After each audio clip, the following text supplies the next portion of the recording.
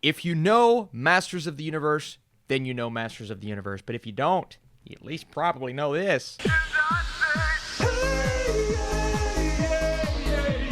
What is up, Netflix fans? Welcome back to my channel. I love memes, but even more so, I love the fact that this is getting a series on Netflix. Today we are talking part 1 of Masters of the Universe Revelation, created by Kevin Smith. There's a lot to talk about. We're going to try our best not to spoil it, and let's get into it. So after a cataclysmic battle between He-Man and Skeletor, Eternia is fractured and the Guardians of Grayskull are scattered. After decades of secrets tore them apart, it's up to Teela to reunite the broken band of heroes and solve the mystery of the missing Sword of Power and a race against time to restore Eternia and prevent the end of the universe. And oh my goodness, there is so much that part 1 brings us, and you might be thinking to yourself, okay, 5 episodes, it's just a part 1.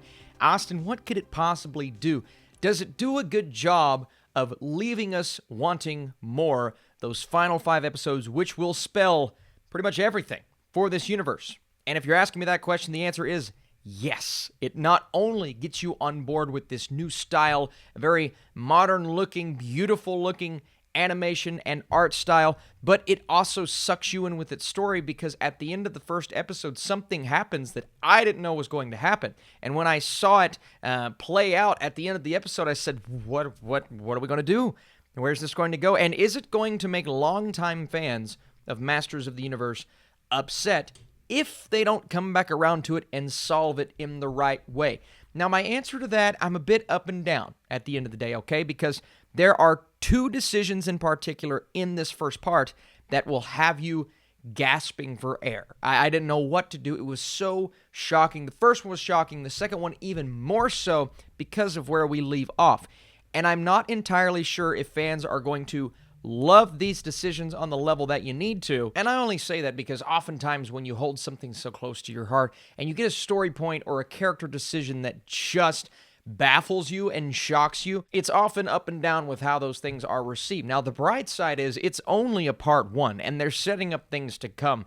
But there are also things that really spell just disaster for our heroes involved with these changes that, in my opinion, ups the stakes to a level that we have never seen in this universe before. And I say this universe because this is a continuation of the franchise that so many people know and love. And, you know, it is a show that I watched growing up. I thoroughly enjoyed. I'm not as invested in the lore as others, but someone like my cousin Joseph, he's a pop culture aficionado, grew up in the 80s, loved Masters of the Universe. I'm interested to talk with him and see how he feels about some of these story turns and twists that set up so many possibilities for what they can do in part 2. Now, it all comes down to how they execute. It's really hard talking about this, by the way, while trying to tiptoe around spoilers, so I will not spoil anything for you, but I'm just fascinated to see what they do. If they bring it home and nail it, this could go down as one of the coolest series revitalizations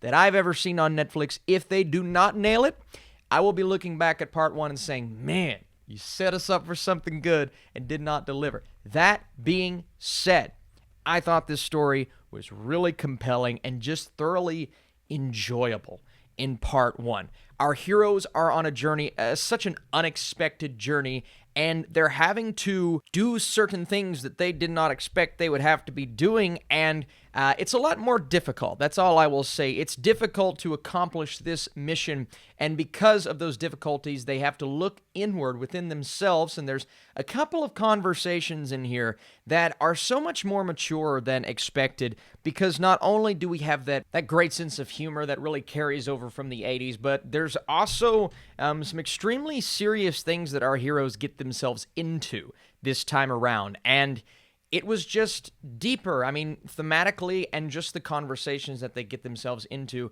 a lot deeper than expected. Now, is the action there? I mean, the first episode, you are thrown into things. You get a bit of a swerve right off the bat. You get to see our heroes once more, kind of get an idea of where they are in their lives. And then we dive into this kind of extended cast, and we get to meet more of our characters. And all the characters are fantastic. Man-at-Arms, Merman, Trapjaw, obviously, He-Man and Skeletor, Hero, Evelyn, Teela. Teela is fantastic in this show. Rabata, I mean, everyone is just incredible. And the actors and actresses playing these characters, Dennis Haysbert to Chris Wood as He-Man, to Diedrich Bader, to Kevin Conroy, Liam Cunningham. And I mean, right off the bat, I'm like, oh, it's our boy from Game of Thrones. And he's incredible, and everyone is incredible. So it's the voice cast combined with the animation and the art style, which looks really good. And then you have this production company, and it feels like they can do no wrong. Powerhouse Animation, from Blood of Zeus to Castlevania, and they've been on such a roll. And if they're able to bring this home in part 2, and it all really does come back to that, because there is a cliffhanger of all cliffhangers in episode 5. And the moment it happened, I gasped, okay? And I sat back and I said, I can't believe they just did that. Now, I thoroughly believe that moment, and you'll know it when you see it, will be solved in a way that makes fans satisfied. But the cliffhanger that we are left off on is unlike, I mean, this is like Empire Strikes Back, Avengers Infinity War level cliffhanger. Now, I don't know if a lot of people will like it as much as those things, but in terms of the shock factor, it's there. And I just couldn't believe they did it. I could not believe Kevin Smith, who I thought wrote this script exquisitely, by the way, made that decision to where fans will now have to sit and wait. And I think that's part of my frustration for part 2. And it was shocking that they did that. Absolutely shocking. And I, for one, I appreciate the gutsy nature of that decision.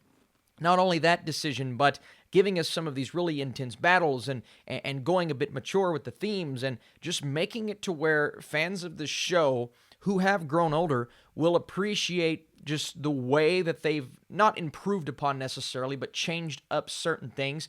Tonally different than the 80s show, absolutely, but it does still feel like it's in the same universe. And then the characters, they all feel, I mean, from what I remember, they all feel the same, even though some of their decision-making and just some of the things that we engage into is a little bit different. And overall, Masters of the Universe Revelation, I mean, it all comes down to what Part 2 does for us. But as of right now, just basing it off of Part 1 and the shock factor, I love being shocked, right?